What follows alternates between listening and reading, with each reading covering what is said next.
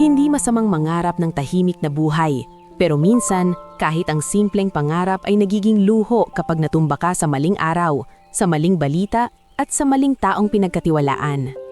Si Mireya Alonzo ay hindi ipinanganak na mahirap, pero hindi rin siya ipinanganak na mayaman. Anak siya ng isang karaniwang empleyado sa munisipyo at isang nanay na nagtitinda ng kakanin tuwing umaga. Lumaki siyang marunong magtiis, marunong lumingon sa kapwa, at marunong tumayo kahit masakit ang tuhod. Kaya nang napasaya siya ng asawang si Noel, isang lalaking maaliwalas tumawa at mahilig mangarap tungkol sa sariling negosyo, akala niya iyon na ang simula ng pag-angat nila. Hanggang sa dumating ang araw na hindi na umuwi si Noel. Hindi malinaw ang lahat. May aksidente raw. May sasakyan raw na sumalpok sa gilid ng highway. May mga salitang hindi na umabot at pasensya na po. At kasunod noon ang hindi matapos-tapos na tanong ni Mireya. Bakit parang minamadali nila ang lahat? Bakit parang may gustong itago? Bakit may mga lalaking biglang sumulpot sa burol na hindi niya naman kilala? Doon nagsimula ang pagkapunit ng mundo niya. At habang umiiyak siya sa kabaong, iniisip niya ring hindi niya pwedeng basta-basta gumuho dahil may dalawang batang nakahawak sa palda niya. Sina Tomas at si Lira na parehong naghahanap ng sagot sa mga matang hindi pa marunong magpanggap. Ma, uuwi pa ba si Papa? Tanong ni Lira noon, 3 taon pa lang. Hawak ang maliit na panyo na mas malaki pa sa palad niya. Hindi nasagot ni Mireya, ni hindi niya alam kung paano sisimulan ng katotohanan sa batang walang alam sa magpakailanman. Lumipas ang mga buwan na parang hinahabol siya ng buhay. Naubos ang kaunting ipon, 1 linggo, kalahating kilo lang ang bigas. Sa susunod, pakete ng noodles na hinahati niya sa 3 para magmukhang marami. Sa umpisa, may tulong ang ilang kamag-anak, pero tulad ng kandilang nauubos din ang pasensya ng mga taong may sarili ring problema. At dumating ang pinakaunang sampal ng kahirapan. Pinaalis sila sa inuupahan. Pasensya na talaga, Mireya, sabi ng landlady na si Aling Riza, hindi makatingin ng diretsyo. 2 buwan na yung atraso mo. Kung sa akin lang, pagbigyan kita pero ikaw na rin nakakita. May magrerenta na agad. Aling Riza, kahit 1 linggo lang. Pakiusap ni Mireya, nanginginig ang boses. Kukuha lang ako ng advance sa palengke. Maghahanap lang ako ng dagdag. Umiling ang landlady. Halatang hati ang loob. Hindi ko na kaya. May utang din ako. Kung pwede, sana, pero hindi na natapos ang usapan. Kinagabihan, tinupi ni Mireya ang damit ng mga bata sa sako, inilagay ang ilang plato sa karton at kinarga ang buong mundo nila sa 2 bag na luma na ang zipper. Dito pumasok si Mang Simo Vallejo. Si Mang Simo ay caretaker ng lumang mansyon sa dulo ng abandoned subdivision, isang lugar na nung araw ay kilala sa mga malalaking bahay, pero ngayoy nalamon na ng panahon. Karamihan sa mga bahay, tinubuan na ng damo ang bakuran. Ang mga bintana, may alikabok na parang usok ng nakaraang dekada. At ang mansyon na iyon, ang pinakamalaki, ay parang higanting nakapikit. Nakatayo pa rin, pero halatang matagal nang hindi nagigising. Nakita si Mang Simo si Mireya sa gilid ng kalsada isang hapon, kasama ang 2 bata, nakaupo sa karton habang dumaraan ng mga sasakyan. Hindi sila nang hihingi, tahimik lang. Pero kitang-kita sa mukha ni Mireya ang pagod na hindi kayang ikubli. Iha, tawag si Mang Simo. Huminto sa tapat nila, bitbit ang lumang payong. Saan kaya pupunta? Napatingin si Mireya, nagulat at mabilis na tumayo. Wala po, naghahanap lang kami ng matutuluyan. May kamag-anak ba kayo? Umiling siya. Wala na po, ayoko ring manggulo. Tahimik si Mang Simo sandali, parang may iniisip na mas mabigat kaysa sa mga salita. May alam akong lugar, hindi maganda pero hindi kayo mababasa. May bubong pa, may poso, at hindi dinadaliwan ng tao. Anong lugar po? Tanong ni Mireya, may bahid na takot. Yung lumang mansyon, yung dating bahay ng mga may-ari na umalis na, abandonado na. Sinasabi ng iba, may multo. Pero ako, ilang taon na akong caretaker. Wala naman akong nakikitang multo. Mas nakakatakot pa ang buhay ngayon kaysa sa multo. Hindi agad pumayag si Mireya. Kahit desperado, may hiya at may takot pa rin siya. Pero nang lumakas ang ulan, nang magsimulang manginig si Lira sa lamig at nang mapansin niyang nangingitim ang labi ni Tomas sa gutom na pilit itinatago, napilitan siyang tanggapin ang alok. Sa unang gabi sa mansion, bumungad sa kanila ang katahimikan na parang may bigat. May rehas ang malaking gate na nakasara, pero may siwang na kasya ang katawan. Sa loob, may amoy ng lumang kahoy, alikabok at dampness na parang basang kurtina. Dinala sila ni Mang Simo sa isang bahagi ng ground floor na may bahagyang kisame pa at hindi butas ang bubong. Dito, sabi niya, itinuturo ang sulok na may lumang mesa. Huwag kayong pupunta sa likod, maraming bubog doon, at pag may narinig kayong kaluskos, pusa lang yon o daga. Huwag kayong matakot. Maraming salamat po, bulong ni Mireya, halos hindi lumalabas ang boses. Hindi ito dapat pangmatagalan, sabi ni Mang Simo, seryoso ang tingin. Pero habang wala kayong mapuntahan, dito muna. Basta, mag-ingat kayo. Sa mga sumunod na araw, natutunan ni Mireya ang rutina ng pagtatago. Gigising bago sumikat ang araw, maglalakad papunta sa palengke para maghanap ng raket at uuwi bago gumabi para hindi mahalata sa paligid. Si Tomas, bilang panganay, natutong magbantay at mag-ayos ng mga simpleng bagay. Mag-ipon ng tuyong kahoy, maglinis ng maliit na espasyo, mag-igib ng tubig. Isang umaga, sa palengke, lumapit si Aling Belen Hizon, matabang tindera ng gulay na palaging may pulang pamaypay at malakas tumawa. "Mireya, ikaw pala yan," sabi ni Aling Belen, pinunasan ng pawis. "Akala ko nasa probinsya ka na." "Hindi po, Aling Belen," sagot ni Mireya, pilit ngumiti. Naghahanap lang ng trabaho." Tinignan siya ni Aling Belen mula ulo hanggang paa, napansin ang payat niyang mukha at ang lumang tsinelas. "Halika rito, tulungan mo ako sa bilaw, magbabalot tayo ng gulay. Kahit pang merienda ng mga bata mo, may maiuwi ka." Hindi umarte si Mireya na tumatanggi, hindi na niya kayang maging mapagmataas. "Salamat po," sabi niya at nagsimulang magtrabaho. Nagbabalot ng pechay at talbos habang pinipigil ang luha na parang anumang oras ay sasabog. Pero kahit may tumutulong, may mga taong nakabuntot sa anim ng buhay niya, mga taong alam kung kailan siya mahina.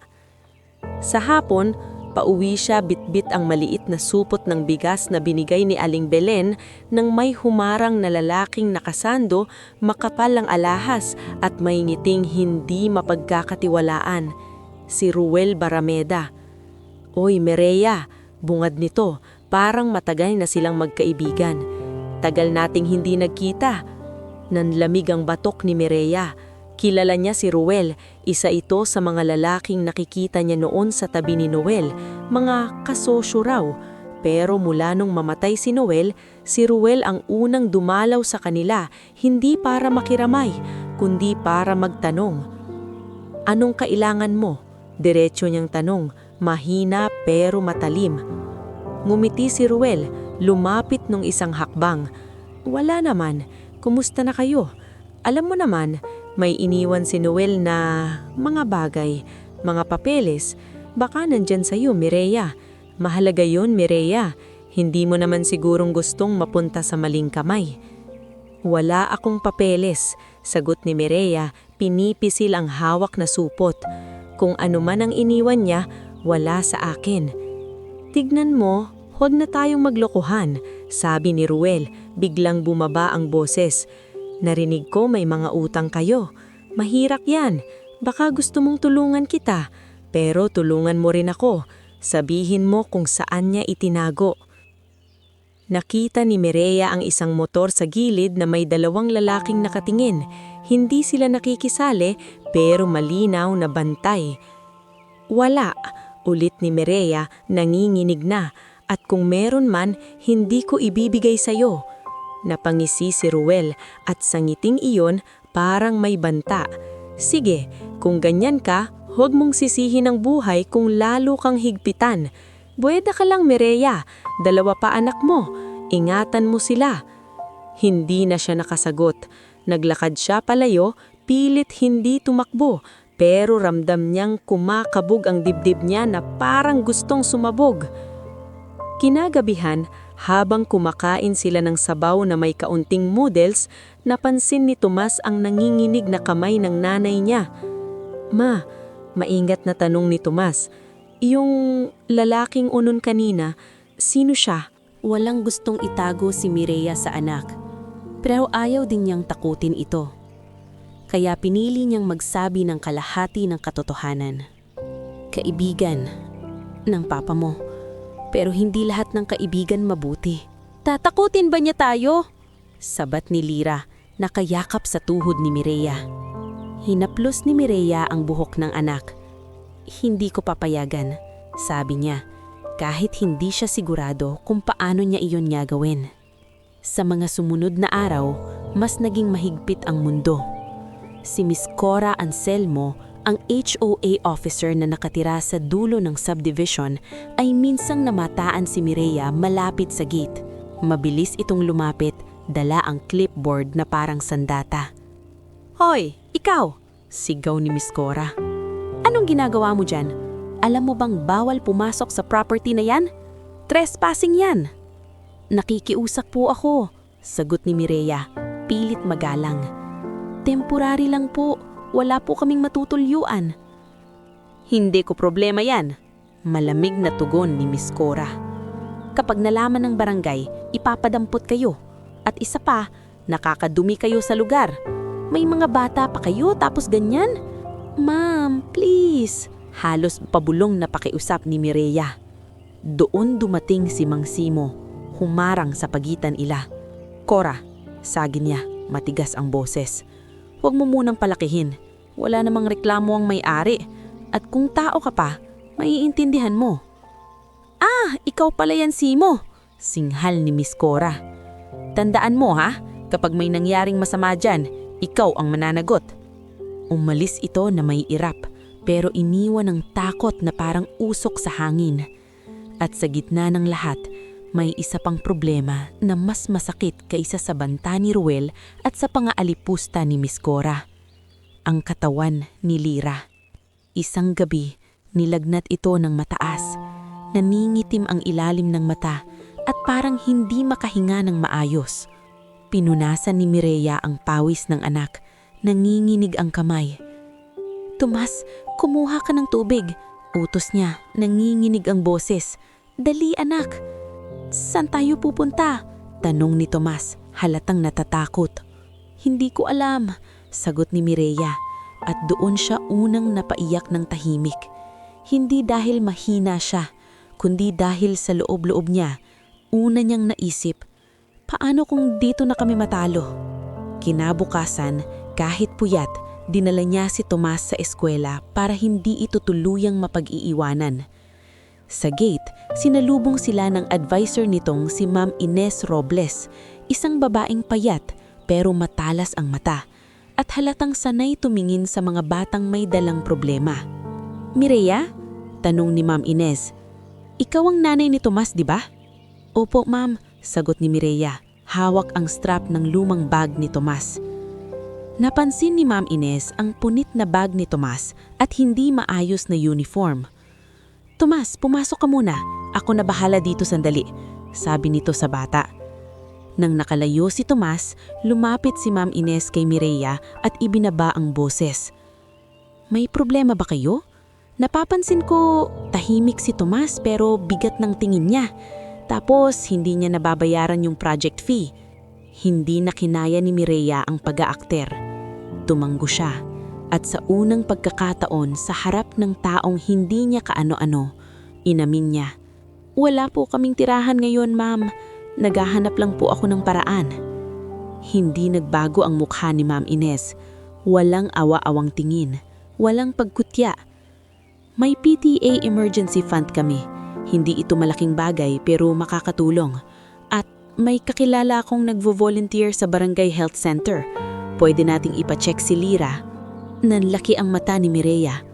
"Ma'am, bakit po kayo tumutulong?" "Dahil bata si Tomas," sagot ni Ma'am Ines. Simple pero mabigat. "At dahil alam kong hindi ka tutulungan ngayon, Baka wala ng chance ang mga anak mo bukas. Umuwi si Mireya sa mansyon na dala ang maliit na sobre at isang pirasong papel na may numero ng health center. Sa paglakad niya sa pasilyo ng mansyon, naririnig niya ang lagitig ng lumang kahoy sa bawat hakbang, parang paalala na pansamantala lang ito at anumang oras pwedeng gumuho. Pagdating niya sa sulok na tinutuluyan nila, nakita niya si Tomas na nakaupo sa tabi ni Lira, pinapaypayan ng kapatid gamit ang lumang folder. "Ma," sabi ni Tomas, pilit matapang. "Hindi ako aalis, bantay ako dito." Lumuhod si Mireya at niyakap ang dalawang anak. Mahigpit, parang gusto niyang itahi ang sarili niya sa kanila para hindi sila mawala. Sa loob ng abandonadong mansyon, sa likod ng rehas at alikabok, doon nagsimulang tumibay ang isang pangako. Hindi sila magpapatalo. Hindi habang may hininga pa si Mireya at habang may dalawang batang umaasa sa kanya. Kahit ang buong mundo ay tila nakatakdang itulak sila palalim. Hindi natulog ng maayos si Mireya noong gabing iyon. Kahit mahimbing na nakapulupot si Tomas sa isang lumang kumot at kahit bahagyang umupa ang lagnat ni Lira matapos niyang punasan at painumin ng tubig na may kaunting asin, nanatiling gising ang isip niya. Paulit-ulit na bumabalik ang mga salita ni Ruel Barameda. "Ingatan mo sila." Tahimik sa loob ng mansyon, pero hindi tahimik sa dibdib niya. May tunog ng patak ng tubig mula sa kisame, may kaluskos ng daga sa kabilang sulok, at may ihip ng hangin na dumadaan sa sirang bintana, parang buntong hininga ng bahay na matagal nang pinabayaan. Sa bawat lagitik ng kahoy, napapapitlag siya, handang yakapin ng mga anak kung sakaling may biglang sumulpok na panganib. Kinabukasan, maagang umalis si Mireya para sundan ang sinabi ni Ma'am Inez Robles. Dumaan siya sa Barangay Health Center, dala si Lira na nakabalot sa manipis na jacket habang si Tomas ay nakasunod, hawak ang maliit na plastic na may kaunting biskwit. Doon, nakapila sila sa mga nanay na may dalang sanggol, sa mga lolo't lolang ubo ng ubo at sa mga batang may sugat sa tuhod. "Tiyaga lang ha?" bulong ni Mireya kay Tomas habang pinapahiran ng laway ang dulo ng buhok ng anak para kahit mapaano'y magmukhang maayos. Tumanggo si Tomas pero halatang nabibigatan. "Ma, pag gumaling na si Lira, babalik na tayo sa normal?" Napatigil si Mireya. Normal? Ano pa ba ang normal sa kanila? Ang lumang normal na may asawang umuuwi? Ang normal na may inuupahang bahay? Ang normal na may pagkain araw-araw? Hindi niya masabi, kaya ang ginawa niya, hinaplos niya ang pisngi ng anak. "Babalik tayo sa mas maayos," sagot niya. "Hindi natin alam kung kailan, pero pupunta tayo roon." Pagbalik nila sa mansyon, dala nila ang reseta at ilang libreng gamot. Medyo gumaan ang loob ni Mireya, pero hindi pa rin nawawala ang takot dahil alam niyang ang sakit ni Lira ay isang paalala. Hindi pwedeng manatili sila sa lugar na iyon. Bawat gabi na lumalalim ang lamig, mas lumalaki ang posibilidad na bumalik ang lagnat, at bawat araw na lumilipas, mas umiigting ang banta ni Ruel. Hapon nang lumitaw si Miss Cora Anselmo sa labas ng gate, dala na naman ang clipboard. Parang ang buhay ni Mireya ay palaging sinusundan ng taong may papel sa kamay na handang ituro kung gaano siya kaliit. "Hoy, sabi ko sa inyo, bawal dito!" sigaw ni Miss Cora, hindi na nag-abala sa formalidad. "Nag-report na ako sa barangay, hinihintay ko na lang ang mga tanod. Bakit hindi pa kayo umaalis?" Lumabas si Mang Simo Vallejo mula sa lilim. Hawak ang lumang flashlight. "Cora, huwag ka naman ganyan," saway niya. "Mga bata yan." "Hindi ko problema yan," balik ni Miss Cora. "Kung gusto mong magpakabayani, sa bahay mo sila patirahin." Napayuko si Mireya.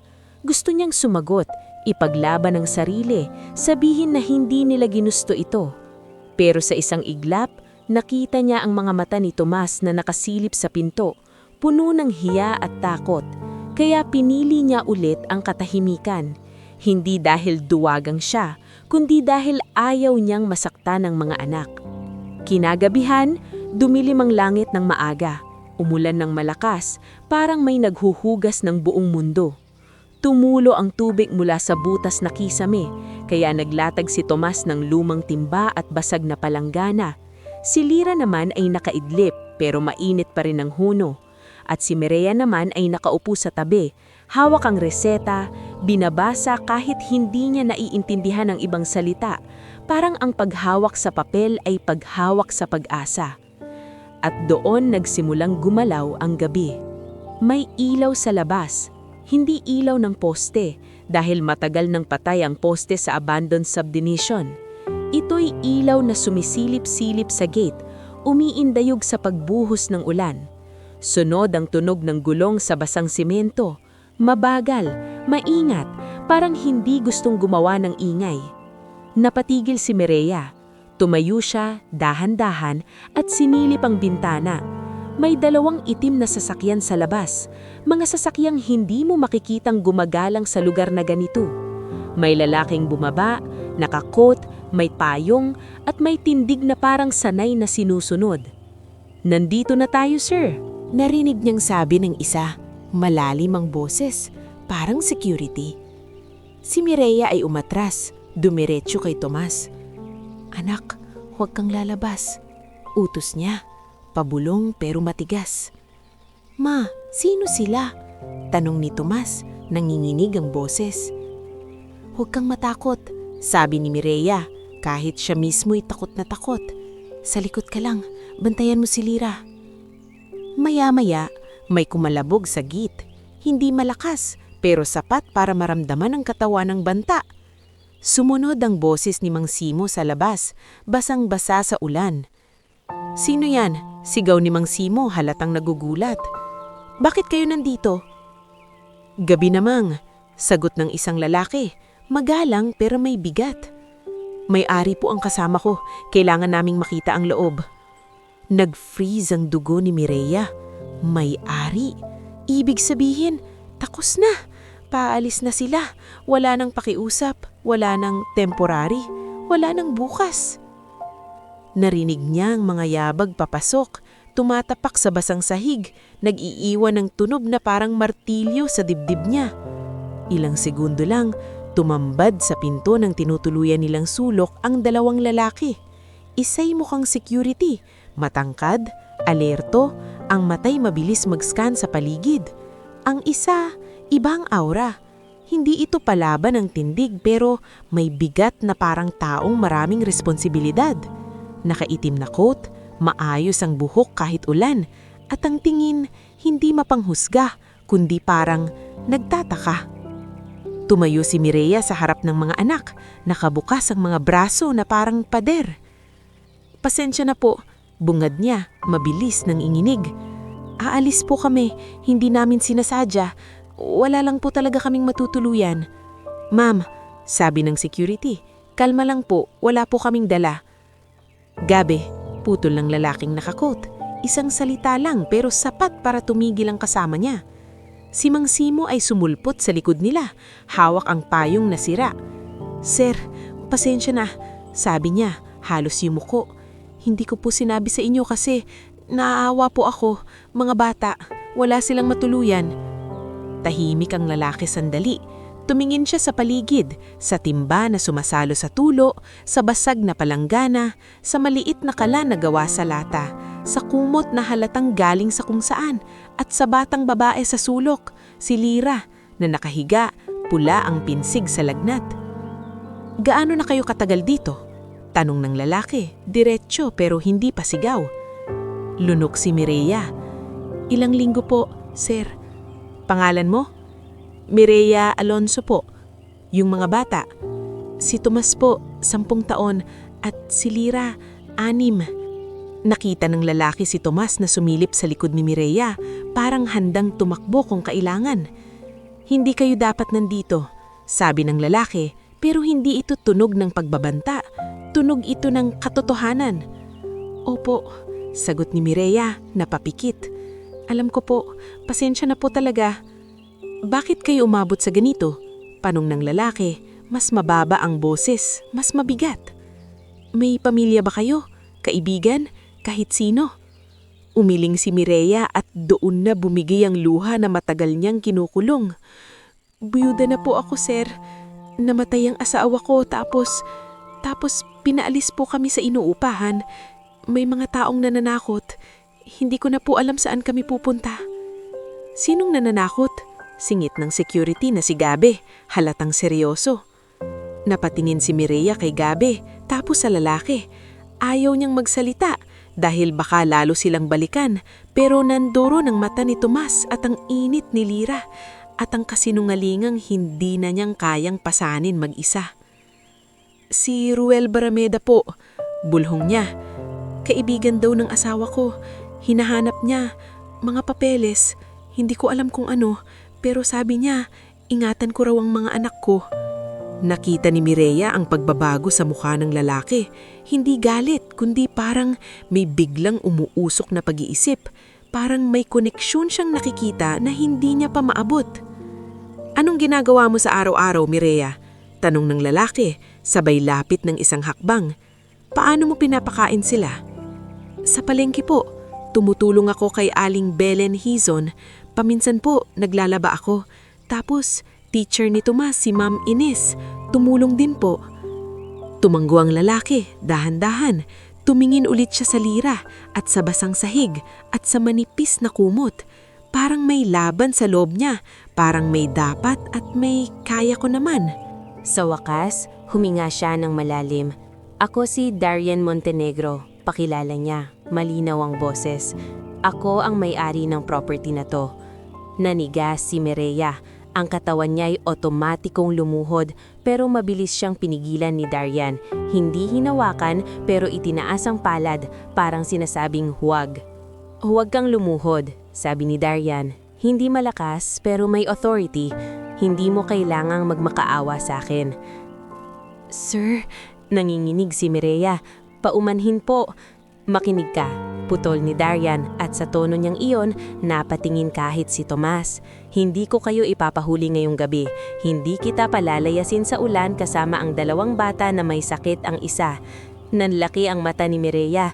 Sir, ano po? May apartment ako. Tuloy ni Darian, diretsyong nakatingin sa kanya. Hindi mansyon pero maayos. May kuryente, may tubig, may kama. Doon muna kayo, pansamantala. Parang hindi niya narinig ng maayos. Bakit po? Halos pabulong niyang tanong. Mas takot pa sa kabaitan kaysa sa galit. Hindi ko kailangang kilala para malaman kung hindi dapat ganyan ang buhay ng mga bata. Sagot ni Darian. At hindi ko rin kayang matulog na alam kong pinabayaan ko to. Si Gabe ay lumapit ng bahagya, parang may sasabihin, pero pinigilan ulit ng tingin ni Darian. Sa halip, narinig ni Mireya ang isa pang lalaking bumaba sa sasakyan, si Nico Galian, ang driver, bit-bit ang ekstra payong at isang tuwalya. Sir, may kumot po sa kotse, sabi ni Nico, mahinaon. Baka kailangan nung bata. Tumanggo si Darian. Kunin mo at tawagan mo yung klinik na kilala ni Dr. Quintanar kahit check lang mamaya. Humigpit ang dibdib ni Mireya. Hindi lang ito salita, gumagalaw na ang tulong. Totoo, mabilis, parang hindi niya kayang sabayan. Pero may kondisyon, dagdag ni Darian at doon bumalik ang kaba ni Mireya. Ano po? Tanong niya. Hindi ito basta limos, sabi ni Darian. Ayokong maging utang na loob na habang buhay mong pasan. Gusto kong ayusin natin to ng tama. Bukas, kakausapin ka ng abogado ko, si Attorney Celine Yuchenko. Siya ang tutulong sa iyo sa mga banta at sa anumang utang na dapat ayusin. At tungkol sa lalaking si Ruel, hindi ka na dapat mag-isa sa laban na yan. Hindi makapagsalita si Mireya. Sa isip niya may boses na nagsasabing, baka may kapalit, baka gagamitin ka, baka ipapahiya ka. Pero pagtingin niya kay Lira na bahagyang umuubo sa tulog, napagtanto niyang minsan ang pride ay luho rin. Sir Darian, sabi niya, nanginginig ang boses. Hindi ko po alam paano ko babayaran.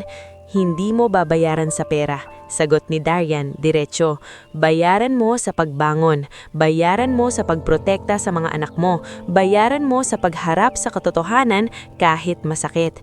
Tumingin si Darian kay Tomas. Ikaw ang kuya, di ba? Tumanggo si Tomas, halatang nahihiya. Matabang ka, sabi ni Darian, parang normal na usapan lang, pero hindi mo kailangang magpakatapang mag-isa. Tulungan mo ang mama mo, at kapag may natatakot ka, sabihin mo, hindi kahinaan yon. Hindi napigilan ni Mireya ang pagluha ulit. Sa unang pagkakataon matapos mamatay si Noel, may narinig siyang lalaking hindi nananakot, hindi nanunumbat at hindi nang mamaliit. Si Mang Simo ay napabuntong hininga, parang nabawasan ng 10 taon ng bigat sa balikat. "Salamat sir," sabi niya, paos. Tumanggo si Darian.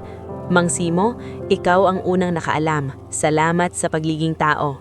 At doon, sa gitna ng ulan at lumang mansyon, napatayo si Mireya, hindi na parang taong hinihintay ang parusa, kundi taong binubuksan ang pinto ng posibilidad.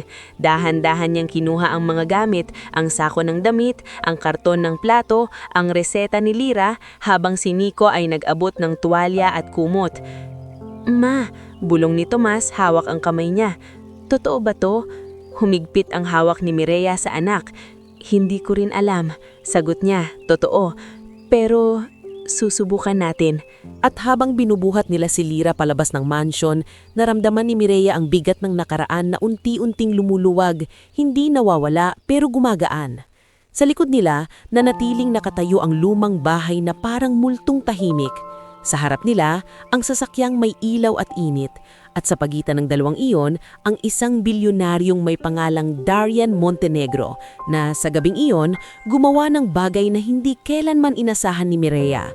Pinili silang iligtas, imbes na itaboy. Umuulan pa rin nang isakay sila ni Darian sa sasakyan, pero ibang klasing ulan na ang naririnig ni Mireya. Hindi na yung tunog na parang pangungutya ng langit, kundi yung tunog na parang paglilinis. Habang nakaupo siya sa likod, karga si Lira na nakasandal sa dibdib niya, ramdam niyang unti-unting umiinit ang katawan ng bata dahil sa kumot na iniabot ni Nico. Si Tomas naman ay nasa tabi niya, tahimik pero nakakunot ang noo na parang hindi pa rin makapaniwala na may ganitong nangyayari sa kanila. Sa harap, si Darian Montenegro ay nakaupo ng tuwid, nakatitig sa daan na parang may hinahabol na isip. Sa tabi niya, si Gabe Season, ang security lead, ay sumisilip sa side mirror paminsan-minsan. Hindi dahil natatakot sa kanila, kundi dahil tila nagbabantay sa paligid. At si Nico Gallian, maingat magmaneho, halatang ayaw kahit isang beses lang na maalog si Lira. "Ma," bulong ni Tomas, halos hindi marinig sa ingay ng ulan. "Paano kung bigla tayong paalisin bukas?" Hinaplos ni Mireya ang buhok ng anak, dahan-dahan parang ayaw niyang masyadong idiin ng pag-asa. "Kung paalisin man tayo," sagot niya, "maingat, mas maayos na nating haharapin. Pero sa ngayon anak, pahinga muna." Hindi sumagot si Tomas, pero bumuntong hininga siya, yung buntong hiningang masyadong matanda para sa 10 taon. Pagdating nila sa apartment, unang bumungad kay Mireya ang amoy ng malinis na sahin at bagong laba. Hindi ito malaki, isang 2-bedroom unit sa isang lumang pero maayos na building. Pero para sa kanila, parang napakaliwanag. May ilaw na hindi nanghihina, may gripo na may tuloy-tuloy na tubig, at may maliit na sala na may sofa na hindi kailangang takpan ng karton. Bago pa man siya makapagsalita, may isang matandang babae na lumabas mula sa kusina. May hawak na tuwalya at mainit na tsaa. Maayos ang buhok, nakatali, at ang mga mata ay matalas pero hindi masama. "Ay, siya nga," sabi ng babae, tinapunan ng tingin si Darian na parang may ibig sabihin. "Ito na naman tayo." "Yaya Puri," sabi ni Darian, bahagyang napangiti, "pakiasikaso sila." "Hindi ako bulag," sagot ni Yaya Puri Alcantara, mabilis lumapit kay Mireya. "Ikaw ang nanay? Halika, ilapag mo yung bata. Dito, sa kwarto. Tomas, tama? Ikaw, sumunod ka." Nabigla si Mireya sa tono. Hindi ito yung malambing na paawa, kundi yung tono ng taong sanay mag-asikaso at ayaw mag-aksaya ng oras kapag may batang may sakit. "Salamat po," bulong ni Mireya, pero hindi na niya alam kung ilang beses na niyang iyon sinabi sa loob ng isang gabi. "Hindi salamat ang kailangan ngayon," sabat ni Yaya Puri, pinunasan ng noo ni Lira. "Kailangan ng bata ng check-up. Darian, nasa na yung tinawagan mo?" Nasa pinto pa lang si Darian, nakahubad na ng coat. Tinawagan na ni Nico, may klinik na tumanggap ngayon, hindi na ER pero may doktor na titingin. "Okay," sabi ni Yaya Puri. "Mireya, ipasuot mo to sa bata." Inabot niya ang isang malinis na pajama. Thomas, kumain ka muna. May sopa sa mesa. Napatigil si Tomas, parang nahihiya. Pwede po? Anong pwede? Singal ni Yaya Puri, pero halatang hindi galit. Kumain ka, hindi kayo magiging matapang kung gutom kayo. Sa sala, si Darian Montenegro ay nagbukas ng maliit na cabinet at kinuha ang thermometer. Si Gabe naman ay nakatayo sa gilid, nakaharap sa bintana, tila nagche-check ng paligid. At si Nico lumabas ulit para ihanda ang sasakyan. "Sir," sabi ni Gabe, mababa ang boses lumapit kay Darian. "Kung si Ruel Barameda yan, kilala ko ang galawan ng mga yan, baka sundan tayo." "Siguraduhin mong hindi," sagot ni Darian, simple pero mabigat. "Ayokong madamay ang mga bata." Narinig ni Mireya ang usapan at parang bumalik ang lamig sa sikmura niya. Lumapit siya kay Darian, hawak ng kamay ni Tomas. "Sir Darian," sabi niya, naninginig. Baka delikado po kayo dahil sa amin. Kung gusto niyo po, aalis na lang kami."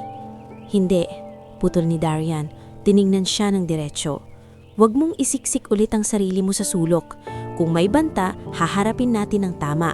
Kaya nga bukas, dadalhin ka kay Attorney Celine." "Attorney Celine?" ulit ni Mireya. Parang banyaga ang mundo ng abogado sa kanya. "Yung trabaho niya ay gawing malinaw ang mga bagay," sagot ni Darian. "At kung may utang ka, kung may pananakot, kung may papeles na hinahanap ang taong yun, dapat malaman natin kung ano at bakit." Hindi makasagot si Mireya. Ang alam lang niya, sa unang pagkakataon, may tao na hindi lang nakikinig sa problema niya, may gumagalaw para solusyonan. Dinala nila si Lira sa klinika ni Dr. Isabel Quintanar bandang 11:00 ng gabi. Maliit ang klinik pero maaliwalas. May amoy ng alkohol at bagong linis na bedsheet. Si Dr. Isabel, babaeng nasa early 30s, nakaputing coat at may boses na kalmado, ang unang tumingin kay Lira. "Hi Lira," yumuko nitong sabi. Yumuko para maging kapantay ng bata. "Masama pakiramdam mo?" Umungo lang si Lira pero kumapit sa leeg ni Mireya. "Normal," bulong ni Dr. Isabel kay Mireya habang sinusukat ang temperature. "High fever. May ubo ba? Sipon?" "Opo," sagot ni Mireya. "Paulit-ulit po. Tapos sa mansyon po kami." Nakita ni Dr. Isabel ang biglang pagkipot ng mata ni Darian. Hindi na siya nagtanong kung anong mansyon iyon, halatang may alam siyang koneksyon. "Malaki ang chance na recurring infection," paliwanag ni Dr. Isabel. Seryoso pero hindi nananakot. "Lalo kung malamig at maalikabok ang tinitirhan ninyo. Bibigyan ko ng antibiotics at vitamins. Kailangan niya ng pahinga, malinis na lugar at consistency sa gamot." Tumanggo si Mireya habang nangingilid ang luha, pero ibang luha na ito, luha ng ginhawa. Pagbalik nila sa apartment, nakahiga na si Lira sa malinis na kama, may cool compress sa noo. Si Tomas naman, pagkatapos kumain ng supas, nakaupo sa gilid ng sopa, pinipisi lang daliri na parang may iniisip na hindi niya masabi. Lumapit si Mireya sa anak. "Anak, kumusta ka?" Umiling si Tomas. "Ma, parang panaginip. Parang pag nagising tayo, babalik tayo sa mansyon." Humigpit ang dibdib ni Mireya. "Hindi ko alam ang bukas, Tomas," sagot niya ng totoo. "Pero ngayong gabi, nandito tayo. At habang nandito tayo, gagawin nating lahat para hindi na tayo bumalik sa dati." Kinabukasan, maagang nagising si Mireya sa amoy ng kape at tinapay. Si Yaya Puri ay nasa kusina, mabilis kumilos, parang sundalo sa sariling bahay. "Oh, gising ka na. Kumain ka. Kakailanganin mo ng lakas. Darian may meeting pero ipapadaan ka muna kay Trisha bago kayo pumunta kay Attorney Celine." "Kay Trisha po?" tanong ni Mireya, nalilito. "Program lead sa foundation," sagot ni Yaya Puri habang naglalagay ng itlog sa plato. "Hindi ka pwedeng nakatunga nga dito. Ayaw ni Darian ng palamunin. Gusto kanyang itayo sa paa mo." Namula si Mireya. "Hindi naman po ako." "Alam ko," putol ni Yaya Puri sabay tingin sa kanya. "Kaya nga, tulungan mo ang sarili mo. Hindi habang buhay may sasalo." Bago sila umalis, dumatong si Darian. Naka-long sleeves at mukhang puyat pero maayos pa rin. "Kumusta si Lira?" tanong niya agad. "Bumaba na ang lagnat," sagot ni Mireya. "Salamat po." Tumanggo si Darian pero hindi siya nangiting ng todo. Parang ayaw niyang gawing sentimental ang lahat. Good. Tomas, may school ka pa rin. Nico will drive you. Ma'am Inez gave me the school contact. Ayusin natin yung mga kulang mo. Napatayo si Tomas. Parang nahiya. Sir, hindi ko alam sasabihin ko. Sabihin mo lang salamat kung gusto mo, pero mas gusto kong sabihin mo sa sarili mo na kaya mong mag-aral ng maayos. Pagkatapos ihatid si Tomas, dinala si Mireya ni Darian sa maliit na office ng foundation. Doon niya unang nakilala si Trisha Manyalak, babaeng masigla, naka-ponytail at mabilis magsalita na parang sanay sa deadlines. Hi, ikaw si Mireya, right? Bungad ni Trisha. Iniabot ang kamay. Welcome. Don't worry, hindi ka namin kakainin dito. Napangiti siya ng mahina.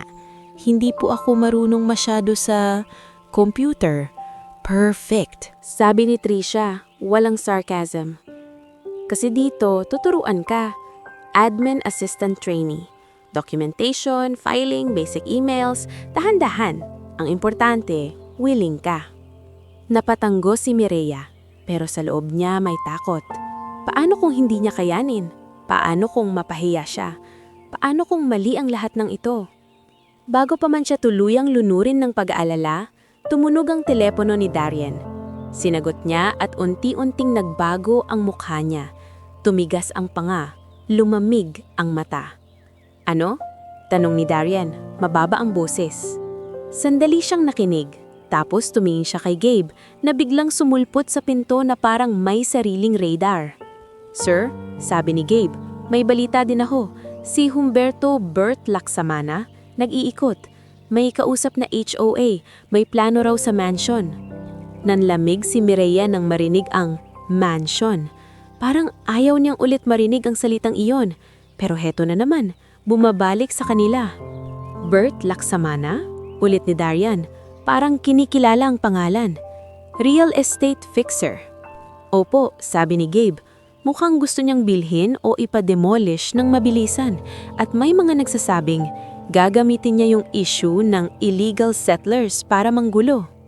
Napatingin si Mireya kay Darian, nag-aalala. Sir, ako po ba yung issue? Umiling si Darian mabilis. Hindi ikaw ang issue, Mireya. Ang issue ay may mga taong akala nila dahil may pera sila o koneksyon, pwede nilang tapakan ng kahit sino. At kung gagamitin nila ang pangalan mo at ng mga anak mo, hindi ko papayagan.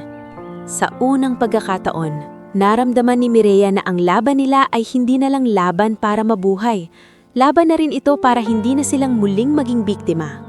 At habang nakatayo siya sa bagong opisina, sa bagong mundo na hindi niya kabisado, unti-unting sumisiksik ang bagong katotohanan.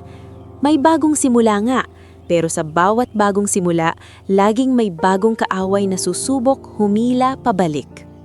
Hindi na bumalik si Mireya sa mansion ng araw na iyon, pero ang mismong pagbanggit ng pangalan, Humberto Bert Laksamana, ay parang paghila sa kanya pabalik sa madilim na pasilyo ng lumang bahay.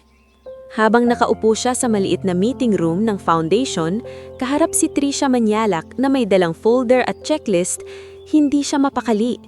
Parang kahit anong aralin niya sa pag-type at pagfa-file ng papel, may ibang dokumentong mas mabigat ang hinihingi ng buhay sa kanya. Ang dokumentong magsasabi kung bakit namatay si Noel at kung bakit si Ruel Barameda ay parang aso na hindi bumibitaw sa buto. Okay, Mireya, sabi ni Trisha, itinuturo ang papel. Ito yung basic schedule mo. Morning admin tasks, then training. Pagkatapos, may meeting ka kay Attorney Celine.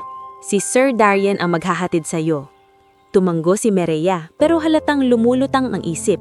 Napansin ni Trisha at bumaba ang tono nito. Mula sa masigla, naging maingat. Hey, sabi ni Trisha, sumandal sa upuan. Normal kabahan, pero tandaan mo hindi ka nag-iisa dito.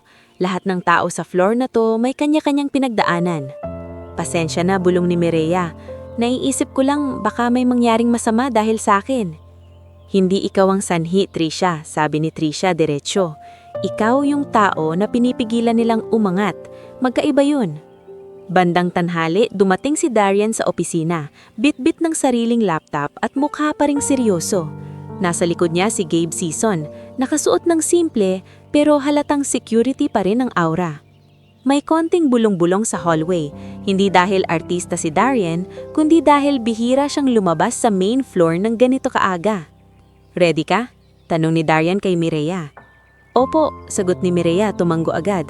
Hawak ang maliit niyang bag na parang armor. Bago sila umalis, sumingit si Trisha. "Attorney Celine is sharp ha? Don't be scared. Just tell the truth, lalo tungkol sa mga banta." Tumanggo si Mireya.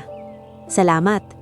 Pagdating nila sa opisina ni Attorney Celine Yuchenko, tila pumasok si Mireya sa ibang mundo. Tahimik ang lobby, mabango, at may receptionist na maayos ang postura. Sa loob, si Attorney Celine ay nakaupo sa likod ng mesa, naka-gray blazer, may salamin, at tingin na parang kayang basahin ang bawat salita bago mo pa sabihin. "Mireya Alonzo," bungad ni Attorney Celine, tumayo at inibot ang kamay. "Please sit. I heard some of your situation from Mr. Montenegro, but I want to hear it from you." Umupo si Mireya, dahan-dahan, parang takot mabasag ang upuan. Umupo rin si Darian sa gilid, habang si Gabe ay nananatili sa labas ng pinto. Hindi nakikialam, pero handang pumasok kung may problema. "Anong buong pangalan ng yumaong asawa mo?" tanong ni Attorney Celine, sabay bukas ng notebook. "Noel Alonzo po," sagot ni Mireya. Biglang sumikip ang dibdib. "Kailan siya namatay?" "Mga 1 taon at ilang buwan na po." "Cause of death?" "Aksidente po ang sabi, sasakyan, sa highway." Tumanggo si Attorney Celine, mabilis magsulat. "Now, tell me about Ruel Barameda. When did he first approach you?" Doon bumalik ang mga alaala. Si Ruel sa burol, si Ruel sa kanto, si Ruel na may ngiting may banta. Ikinuwento ni Mireya lahat, kung paano siya tinanong tungkol sa papeles, kung paano ito nagbabanta na iingatan niya ang mga anak niya, at kung paano niya nararamdaman na hindi basta utang lang ang habol. "May sinabi ba siya kung anong klaseng papeles?" tanong ni Attorney Celine. Umiling si Mireya. "Hindi po diretsahan, basta sabi niya mahalaga at baka mapunta raw sa maling kamay." Tahimik si Attorney Celine sandali, tapos tumingin kay Darian. "Darian, you said your team found something about Noel's old business connections?" Tumanggo si Darian. "Yes, Noel worked on a small logistics subcontract before. There's a history of questionable transactions tied to a group of names, including Ruel." Humigpit ang hawak ni Mireya sa bag. "Ibig sabihin po, may kinalaman siya sa pagkamatay ni Noel?" Hindi sumagot si Darian. Si Attorney Celine ang nagsalita, maingat. "We can't conclude yet, but it's a possibility worth investigating. What we need is evidence." "Paano po?" halos pabulong na tanong ni Mireya. "Wala po akong hawak." Dito tumayo si Attorney Celine at lumapit sa kabinete. Kumuha siya ng isang lumang brown envelope. "Mireya," sabi niya, seryoso, "may nakuha kaming lead. May nagsabi na bago namatay si Noel, may itinagong kopya ng documents. Possible na hindi ito nasa sayo, pero maaaring nasa paligid ng dating tinitirhan ninyo or sa mansyon." Nanlaki ang mata ni Mireya. "Sa mansyon po?" Tumanggo si Attorney Celine. "If Noel had reason to hide it, he would choose a place no one would suspect you'd go, an abandoned property, a place people fear. That makes sense." Nararamdaman ni Mireya na parang lumulubog siya. Ang mansyon, ang lugar na pinagtataguan nila, posible ring nabing taguan ng katotohanan. Kaya pala parang sinisingil siya ng buhay sa bawat gabi roon. "Attorney Celine," singit ni Darian, "my concern is their safety. If we go back there, we might trigger Barameda or this Laksamana person." "Agreed," sagot ni Attorney Celine. "We do it with proper security and coordination. We file a blotter about harassment first, and we prepare for a possible search, legally." Bago pa makapagtanong si Mireya, tumunog ang phone ni Darian. Isang tawag na halatang urgent. Sinagot niya at unti-unting tumalim ang mukha niya. "Anong sinabi mo?" tanong ni Darian malamig. Sandaling nakinig tapos tumingin kay Attorney Celine. "Gabe reported it too. Bert Laksamana is mobilizing. HOA and some barangay personnel are being approached. They're trying to label the mansion as a hazard site requiring immediate clearing." Nanlaki ang mata ni Mireya. "Pero wala na po kami doon." "Exactly," sagot ni Darian. "But they will use your previous presence as a story, a scandal, A reason to force me to sell or demolish. A classic, sabi ni Attorney Celine, tumango. Weaponize the poor, make the owner look irresponsible, then force a quick deal. Paglabas nila sa opisina, dala ni Mireya ang isang listahan ng mga hakbang, mag-file ng blotter, maghanda ng affidavit tungkol sa pananakot, at makipag-coordinate kay PSS Sergeant Lito Maravilla kung kailangin ng police presence sa mansyon. Ngulit ang listahan ay hindi nakapawi ng kaba. Lalo pang lumaki ang bigat dahil mas naging malinaw. Hindi lang ito tungkol sa pagligtas sa kanila, tungkol ito sa laban sa mga taong kayang gumamit ng batas, chismis at takot para makuha ang gusto nila. Pagdating nila sa barangay hall, hapon na. Doon unang nakita ni Mireya si Kagawad Isolde Manabat, babaeng mataas ang boses, nakaponytail tulad ni Trisha at may tingin na hindi basta-basta natitinag. Ah, kayo pala yung byuda. Bungad ni Kagawad Isolde, hindi mapanghusga. Parang fact lang. Sabi ni Ma'am Ines, may nanggugulo sa inyo. Opo, sagot ni Mireya, naninginig pa rin pero mas buo kaysa dati. Si Ruel Barameda po. Okay, sabi ni Kagawad Isolde, mabilis maglakad papunta sa desk.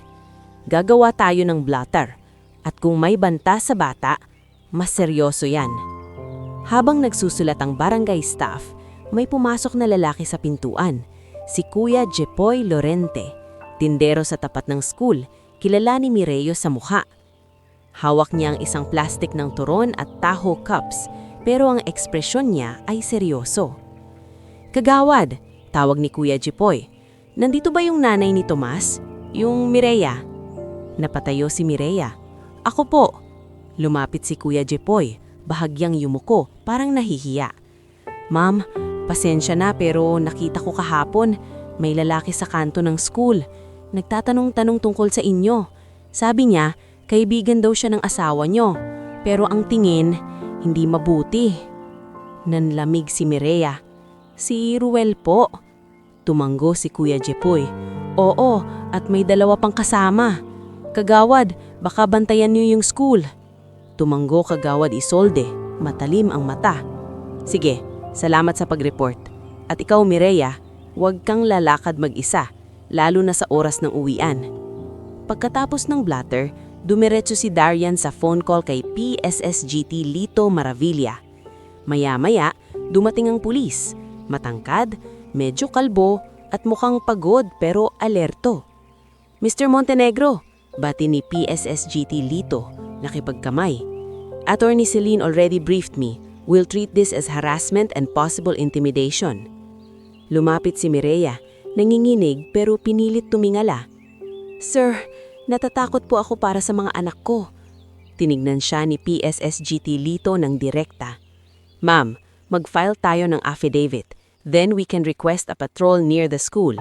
Kung lumapit ulit yung Barameda, tawag ka agad.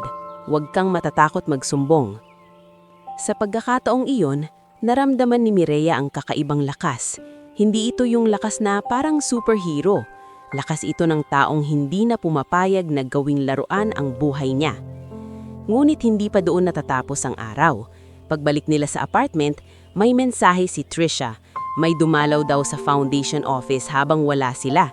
Isang lalaking nakapolo barong, numingiti-ngiti at nagtakilalang consultant para sa development ng abandoned subdivision. Ang pangalan, Humberto Laksamana. Hindi ko siya kinausap. Sabi ni Trisha sa phone, mabilis, pero nag-iwan siya ng calling card. Ang creepy. Sabi niya, tell Darian we can settle this peacefully. Tahimik si Darian habang nakikinig. Pagkatapos, inipit niya ang phone sa kamay at tumingin kay Mireya. Gumagalaw na sila. Sabi niya, mababa. Sir, bulong ni Mireya, kung dahil sa amin, wag mo nang ulitin. Putol ni Darian, mas matigas ngayon. Hindi ko papayagang gawing leverage ang buhay mo.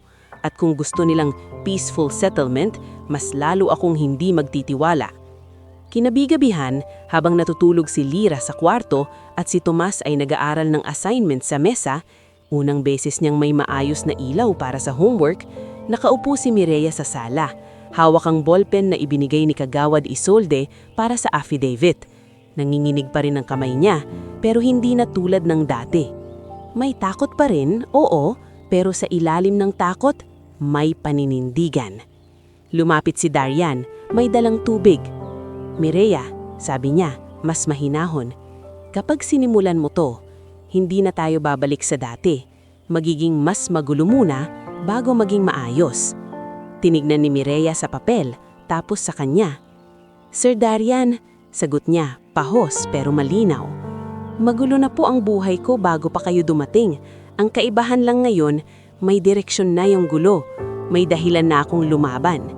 At sa gabing iyon, habang tahimik ang apartment pero maingay ang mundo sa labas, sinimulan ni Mireya isulat ang katotohanan, hindi lang para sa sarili niya, kundi para sa mga anak niya at para sa taong matagal nang wala, ngunit maaaring iniwan ng isang lihim na kailangang mabunyag.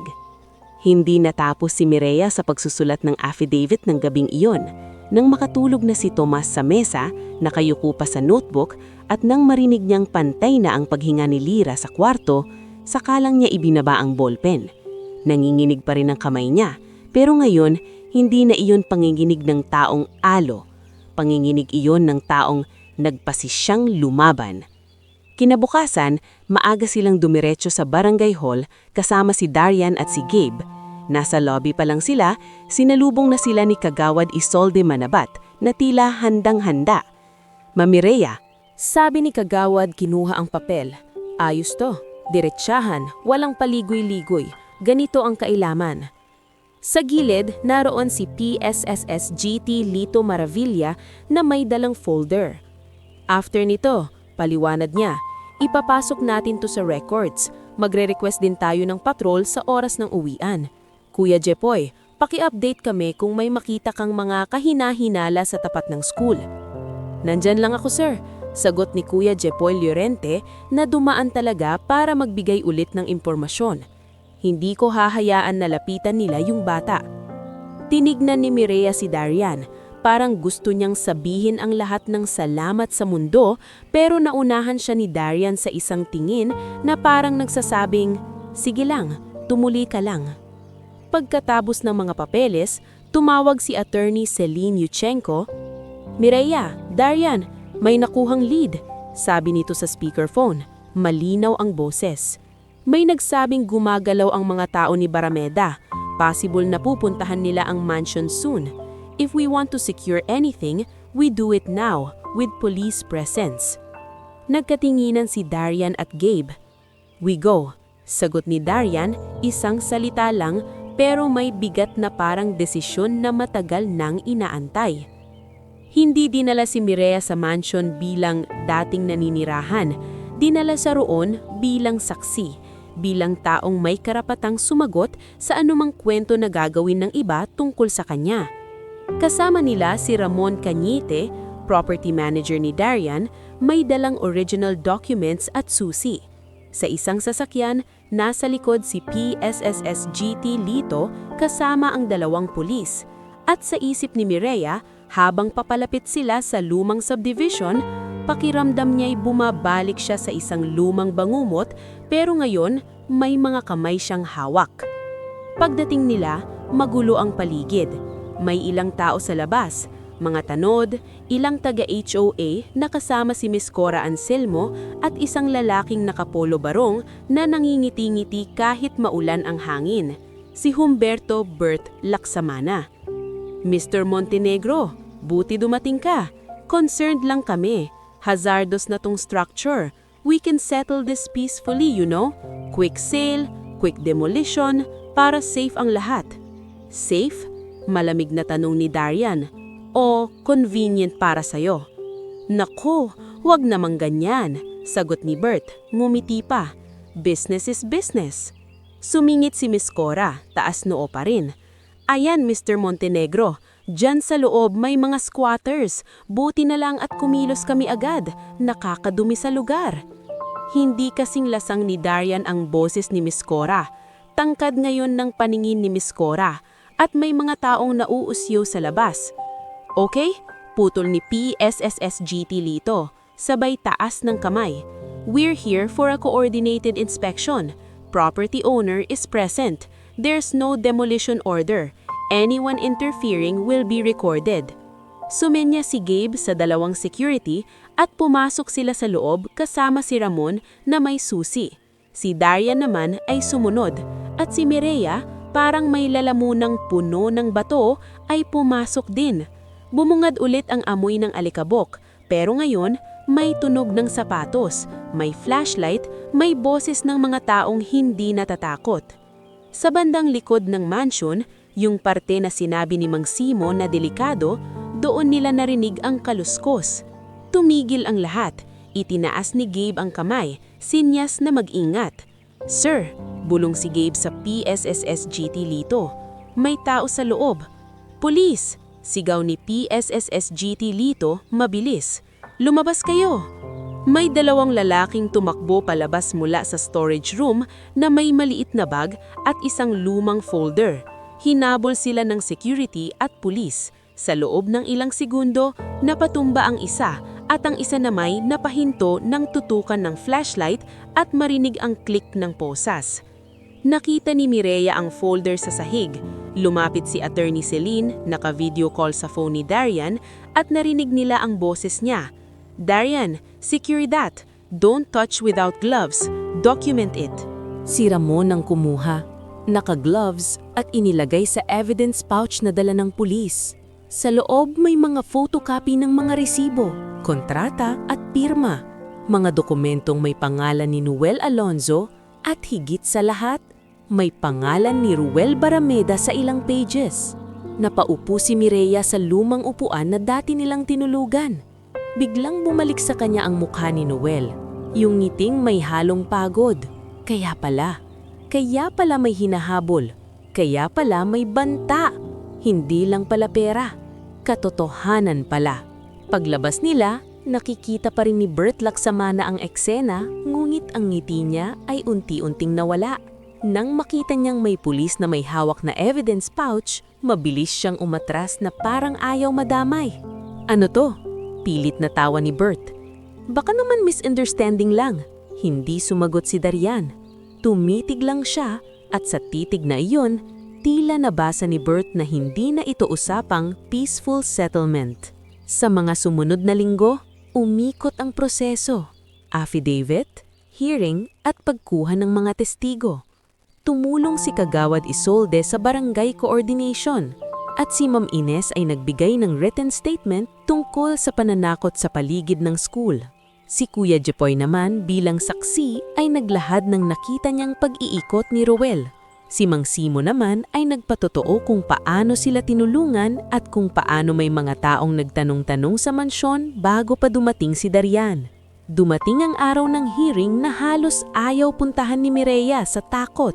Pero nang hawakan ni Tomas ang kamay niya bago siya lumabas ng apartment, parang may lumipat na lakas sa kanya. "Ma," sabi ni Tomas, "sabi mo 'di ba, hindi tayo papatalo?" Napangiti si Mireya, nangingilid ang luha. "Oo nangan." Sa hearing, humarap si Ruel Barameda. Ngayon, hindi na siya nakangisi. Pagharap niya kay Mireya, sinubukan niyang ngumiti ng dati, pero walang lumabas. "Mireya," sabi ni Ruel, "kunwaring amao, bakit mo pinapalala? Pwede naman natin tong ayusin." Tumayo si Mireya, hindi nanginginig ang tuhod kahit nangingilig ang loob. "Matagal ko na pong gustong ayusin ang buhay ko." Sagot niya, malinaw. "Pero kayo po ang ayaw tumigil. Hindi na ito tungkol sa akin lang. Tungkol ito sa mga anak ko at tungkol ito sa asawa kong namatay na hindi nyo man lang nirerespeto." Tahimik ang silid. Sa gilid, naroon si Attorney Celine, kalmado pero matalim. At nang ilabas ang documents na nakuha sa mansion, nakita ni Mireya kung paano bumagsak ang balikat ni Ruel. Parang nahubaran ng maskara. Hindi man agad natapos ang lahat sa isang araw, dumating din ang buwan na inihahabol-habol nila. Si Ruel ay nakulong sa mga kasong intimidation, trespassing at fraud-related evidence, habang patuloy ang investigasyon sa mas malalim na scam. Si Bert Laksamana naman ay kinuyog ng sariling paper trail sa tulong ng mga dokumentong inusisa ni Attorney Celine at ng ilang business partners na umatras, na humantong sa reklamo at pagkasira ng mga deal niya. Hindi siya tumumba sa melodramang eksena, tumumba siya sa realidad, reputasyon at kaso. Samantala, ang buhay ni Mireya ay hindi bumalik sa dating survival mode. Unti-unting naging building mode. Sa foundation, tinutukan siya ni Trisha sa training. Okay, sabi ni Trisha isang araw, tinuturo ang screen. Huwag kang matakot, hindi ka na yung Mireya na nagtatago. Tumawa si Mireya ng mahina. Parang ikaw hindi rin natatakot.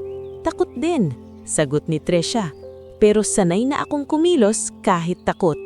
Si Lyra sa gabay ni Dr. Isabel tuluyang gumaling. Dumating ang araw na hindi na niya kailangan ng gamot gabi-gabi. Isang umaga, tumakbo siya sa sala. Hawak ang stethoscope na laruan na binigay ni Mika Soriano, yung kaibigan niyang kaklase. Ma, sigaw ni Lyra. Paglaki ko, nurse ako, para gagaling lahat ng may lagnat. Napaupo si Mireya at tinakpan ng bibig para pigilan ng iyak. Hindi dahil sa lungkot, kundi dahil sa sobrang saya na may pangarap na ulit ang anak niya. Si Tomas naman, sa tulong ng coach na si Sir Paulo Di Maunahan, ay nagkaroon ng scholarship program sa sports at academics. Unang beses niyang umuwi ng may certificate at hindi punit na bag. Pag-uwi niya, naabutan niyang nagluluto si Yaya Puri at si Darian ay dumaan lang para mag-iwan ng mga dokumento. Sir, Biglang tawag ni Tomas, hawak ang papel. Nakapasa po ako. Tumingin si Darien at sa wakas, ngumiti siya ng buo. Good, sabi niya. Tuloy-tuloy mo yan. Lumipas ang isang taon, hindi biglaan ang pag-angat. May mga araw na napapagod si Mireya. May mga gabing umiiyak siya sa tahimik para mailabas ang bigat ng nakaraan. Pero iba na ang luha niya. Hindi na luha ng takot, luha na lang ng paghilom. At dumating ang araw na muling bumukas ang gate ng mansion. Hindi para magtago, kundi para magbukas ng pinto sa iba. Pinili ni Darien na huwag ipagiba ang mansion. Sa tulong ni Ramon Cañete at ng ilang kontraktor, inayos ang bahagi nitong ligtas, nilinis ang paligid at ginawang community learning hub. May reading corner, tutorial area at maliit na clinic schedule tuwing weekend na pinangungunahan ni Dr. Isabel at volunteers. Si Ma'am Ines ang tumutulong sa tutorial sessions, si Aling Belen ay nagdadala ng gulay tuwing feeding day at si Kuya Jepoy ay nagdodonate ng tinapay tuwing umaga. At si Mireya, ang biyudang dating nakasilong sa dilim, ang naging coordinator ng programa. Sa unang araw ng opening, nakatayo siya sa harap ng pinto, hawak ang listahan ng mga batang dumating. Si Tomas ay nag-aayos ng upuan kasama si Coach Paulo. Si Lyra naman ay tumatakbo, ipinapakita kay Mika ang bagong books. Lumapit si Darien, tahimik, hindi nagmamadali. Okay ka? Tanong niya kay Mireya. Tumanggo si Mireya. Hindi ko po akalain, bulong niya, na yung lugar na to, magiging ganito. Hindi ako ang gumawa niyan, sagot ni Darien, tumingin sa mga batang tumatawa. Ikaw, kayo. Huminga si Mireya ng malalim at sa unang pagkakataon, naramdaman niyang hindi na siya tumitingin sa likod na parang may hahabol. Nakatingin na siya sa harap, sa mga batang papasok, sa mga pangarap na magsisimula, sa buhay na hindi na kailangang pagtaguan. Binuksan niya ang pinto ng learning hub at sumalubong ang ingay ng mga batang nagkukumustahan. Ingay na dating hindi niya akalaing maririnig niya ulit sa buhay niya. Halika, sabi ni Mireya sa isang batang nahihiyang pumasok. Dito ka, may upuan ka dito, may lugar ka dito.